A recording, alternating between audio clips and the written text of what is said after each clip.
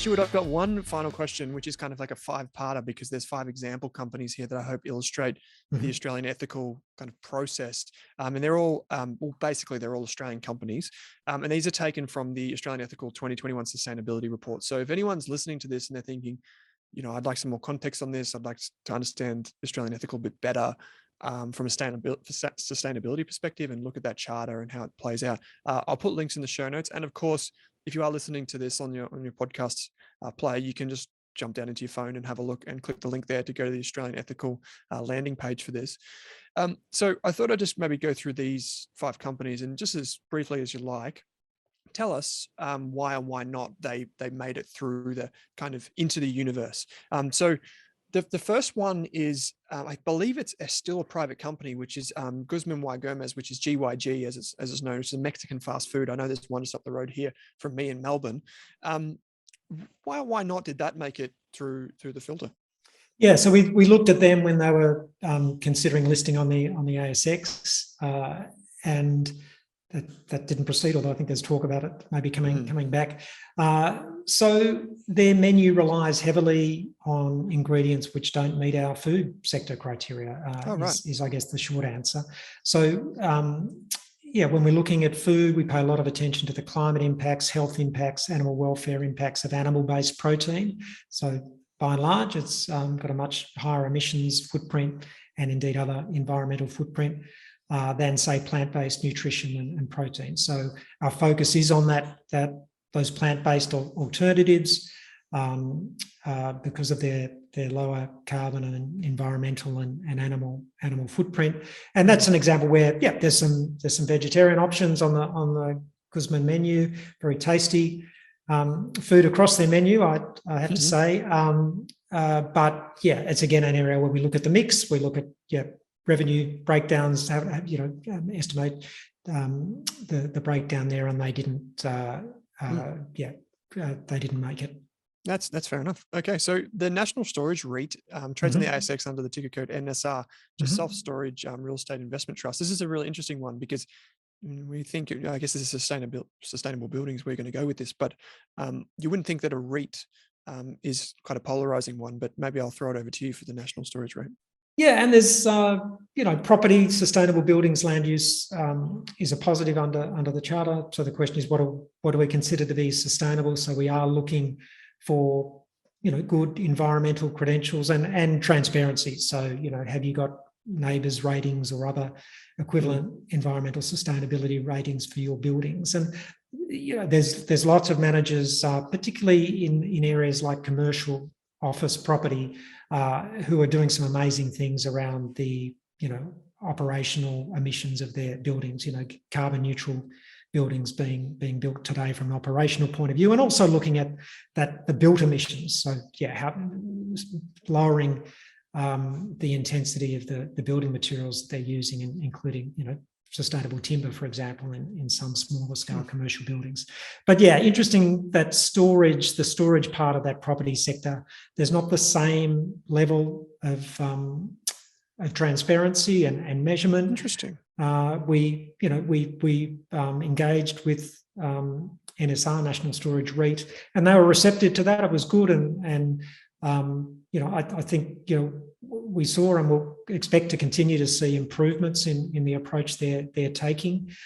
So maybe we can look at them again. But at that time, we couldn't be satisfied that they were sort of in that meeting that environmental hurdle, just because there wasn't enough information, and we in that particular case, when we're looking at property, sort of the burden of proof, if you like, lies with the REIT to tell us what you're doing on this. For sure. This third one's interesting for me. I believe I own shares in this company. So it's Tyro Payments, which is the card.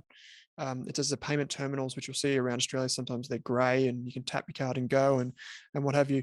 Typically found at like cafes and in medical practices.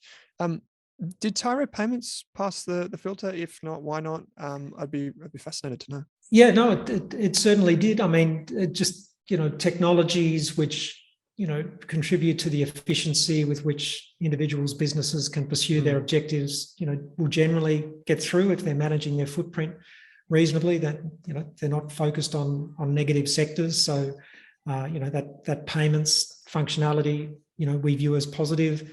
Listen, I don't think it was a necessary part of them getting in, but the fact they're an alternative to the banks. I think as a general rule, competition is we would view as a good thing under the charter. So they got in there as a facilitator of financial transactions. Good to know. Number 4 is another company which many of our listeners will be familiar with, which is ARB Corp. Trades on the ticker symbol ARB. It's on the ASX. Family-run company, does 4x4 accessories.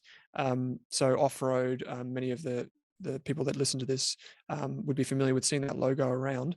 Did ARB Corp make it through? So they didn't, and don't have anything in particular against four-wheel drives.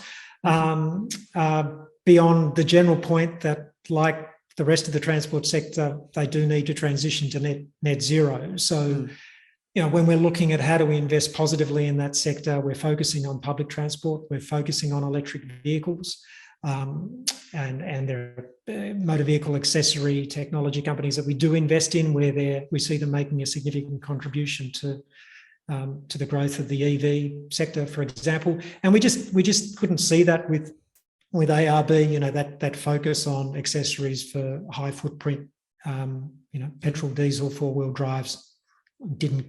We just didn't find that positive under our ethical charter and under our transport framework.